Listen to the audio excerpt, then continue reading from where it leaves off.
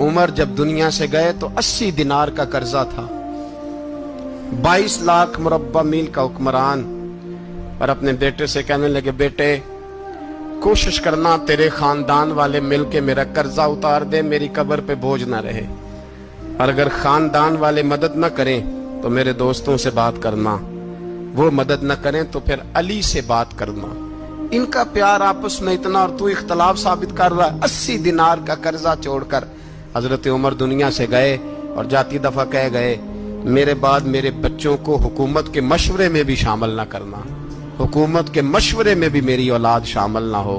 اتنا بڑا شخص اتنا بڑا رنگ دے کے یکم محرم کو جب عمر فاروق کا وصال ہوا تو بیٹے سے کہنے لگے اما عائشہ سے جا کے کہو میرا بھی نبی پاک کے روزے میں دفن ہونے کو دل کرتا ہے۔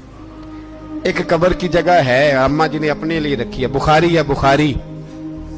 حضرت عائشہ کے پاس صاحبزادے گئے، کہنے لگے اماں جی عمر کو زخم لگ گیا ہے، حالت بڑی پریشانی والی ہے۔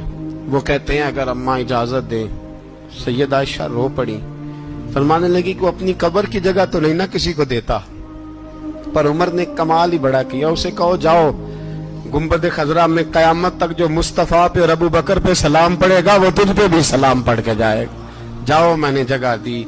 اعلیٰ حضرت فاضل بریلوی رحمت اللہ علیہ فرماتے ہیں وہ عمر جس کے آدھا پہ شیدہ شکر، اس خدا دوست حضرت پہ لاکھوں سلام، اس خدا دوست حضرت پہ۔